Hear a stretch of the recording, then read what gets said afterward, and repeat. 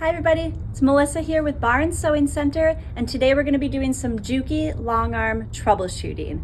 Feel free to watch the entire video or just scoot forward to the part that you have questions on.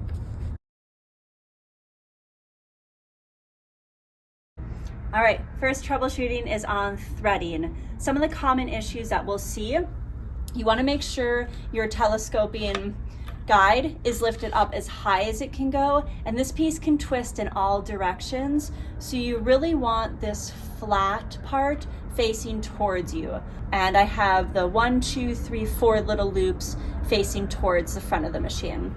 Whether I pop my spool here or here, it does not matter, but what matters is that the thread goes straight up to the little guide directly above wherever I seat the spool of thread.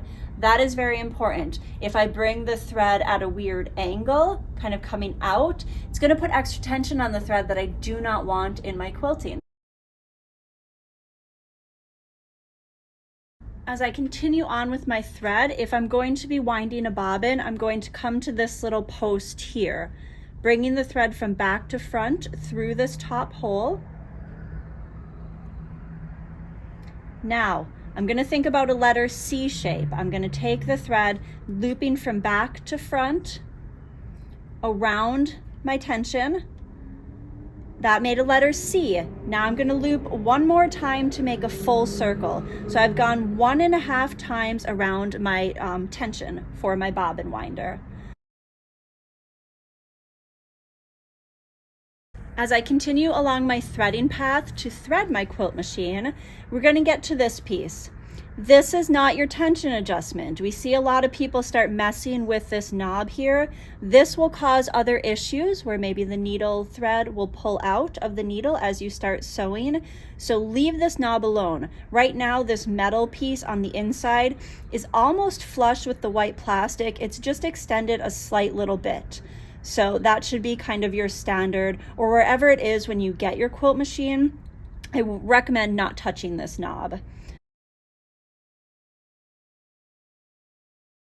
As we come down to our tension, you want to be sure that you thread this correctly. Remember, your tension discs never open on this machine. So first of all, we're going to click the thread into our guide right here. If I just come straight down with my thread, I run the risk of nothing holding it here, so it could slip out of my tension. So catch it in your little clip first.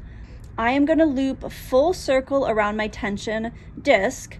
Notice I'm still holding the thread on the other side, so I kind of will be able to shoe shine the thread once I wrap it around. Tension on both sides.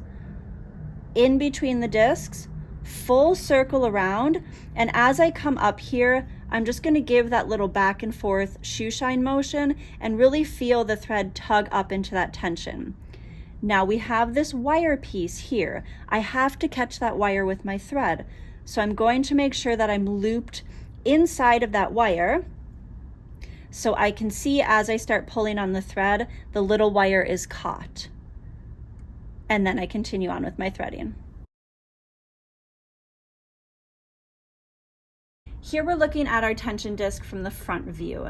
You will have to adjust tensions on your quilt machine. You do not want to be afraid of that. When you move this knob, remember there's a little line on the front of the knob. You're going to move that at about 30-minute increments or a half circle at a time. You will not see tension adjustments just moving it a click or two at a time. You have to move this a lot larger increment than the bobbin case to see adjustments. But if you over tighten it or over loosen it, you'll start seeing issues like skip stitches, thread shredding, loops, things like that. So just as a general rule, for this adjustment, you do want a good bit of the knob here sticking out. You can see we have almost about a 1/4 inch of the metal piece inside sticking out from the plastic. Now yours may be slightly different, but that is a good reference point. If this is flush with the plastic, then everything may be too loose. If you have it where it's overly sticking out, then everything may be too tight. So about a 1/4 inch is a good reference point to begin from. The next troubleshooting issue that we're going to address is on skipped stitches. This is a common issue that we hear a lot, and thankfully it's a pretty easy fix usually.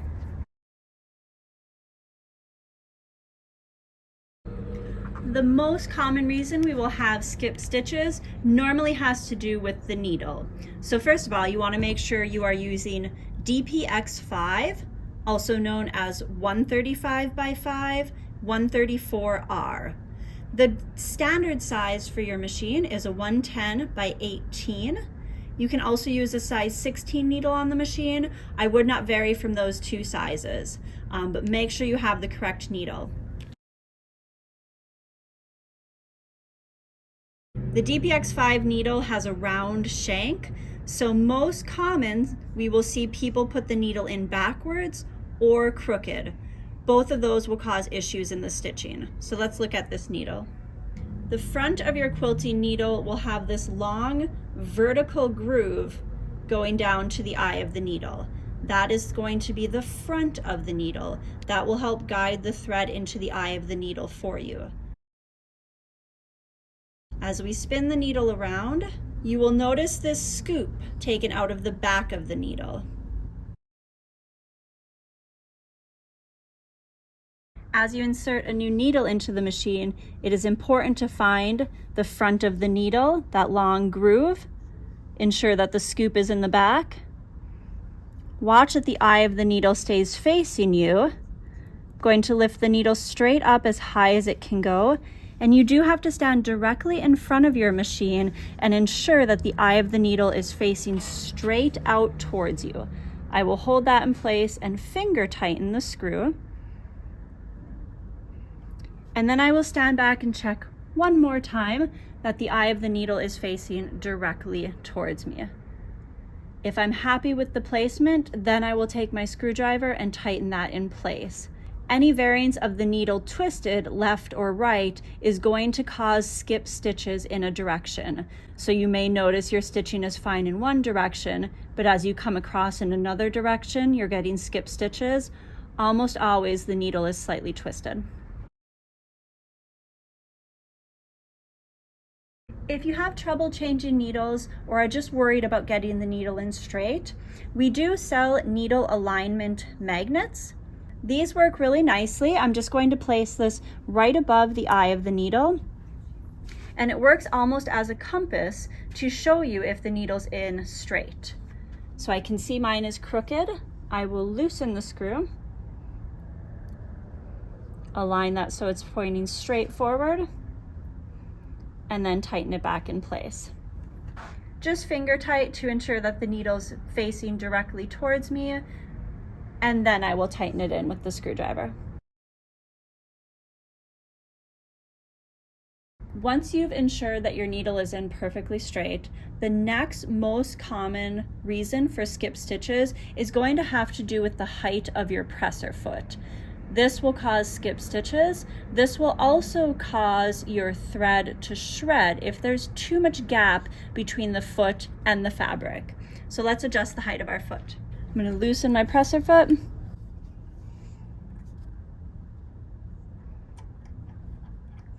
And drop my needle all the way down into the fabric by turning my hand wheel till my needle's as low as it can go. From here, I can play around with the height of the foot. I like to rest my fingers on the presser foot as I tighten the screw in place. I'm not pushing down, but I do need the foot to have pressure on the fabric. So it's a very gentle touch of my fingers so the foot is touching the fabric, and then I will tighten it in place. I do not want a gap between the foot and the fabric. I do not want a credit card to fit underneath there. I want pressure of the foot touching the fabric. So as I lift the needle up, the foot will lift up as well, and now there'll be room underneath it. But remember, always set the height of your foot with the needle in the down position. One more easy fix that we have found sometimes with our customers is sometimes we forget that we've lifted the presser foot up, and we continue to sew with this lifted up. That will raise the height of the foot and again cause issues, maybe skip stitches, thread shredding.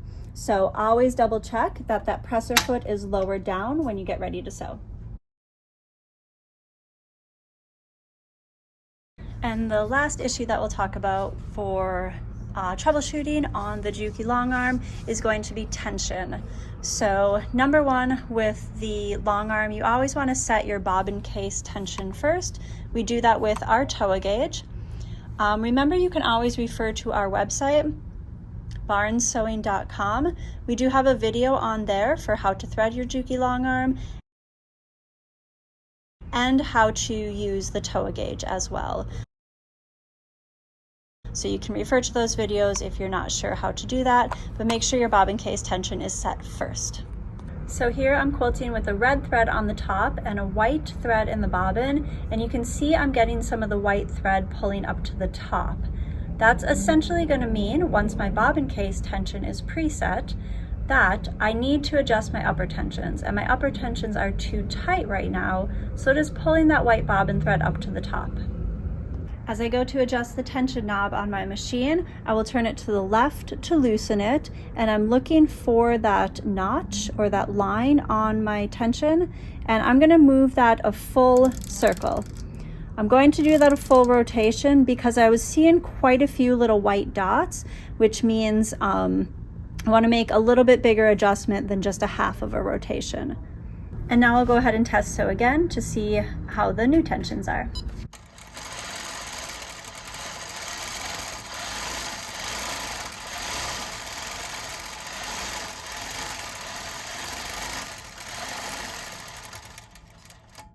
Now that I'm only seeing a few dots of the white thread,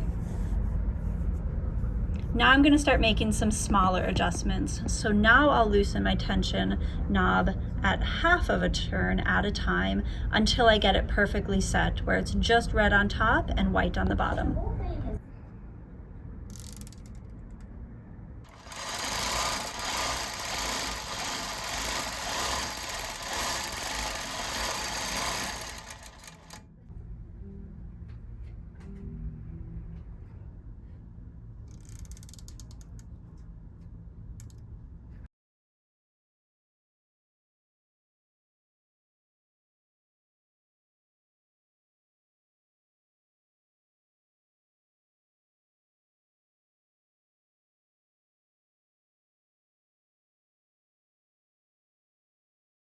And the last reason you may be getting skip stitches or thread shredding actually has to do with the height of this dead bar back here. That is adjusted by this little lever here. You have one on the right side of your frame, and you have one all the way down on the left side of your frame as well. It's very important that that dead bar is not too high and also level, so same height on the right as it is on the left. So I'm now here at the back of the machine to ensure that the dead bar is not too tall. We want to go to the back of the machine, and we're actually looking at the distance here between the bed of the machine and where that dead bar hits. Notice I can barely get a finger underneath there. Now, if it was too close and the dead bar was pushing the fabric against the machine, that will cause drag and just allow you not to quilt easily. It will feel like a struggle, and it will cause skip stitches as well. More likely, if this is too high, if I could fit my whole finger underneath there, there's just too much distance for the fabric to flag up and down, and I will get skip stitches. Back at the front of the machine, to ensure that each side is level, you want to look at the open notches in here, and if this one is on the very first notch, you want the one on the left on the first notch, or if it's all the way up to the second or third notch, you'll want to make sure they're even on both sides. So really important that those are set correctly and evenly, not too high and not cockeyed. All right, that is it for troubleshooting your Juki Longarm. As for every machine, it has to be threaded correctly, the bobbin has to be in correctly, and then from there, simple things that once you try them a time or two, getting that needle in straight, setting that presser foot height, and just making sure that your tensions are set, you should be good to go. But of course, if you ever have any questions, you can always give us a call. Barnes Sewing Center, 330-920-1583. Thanks for watching.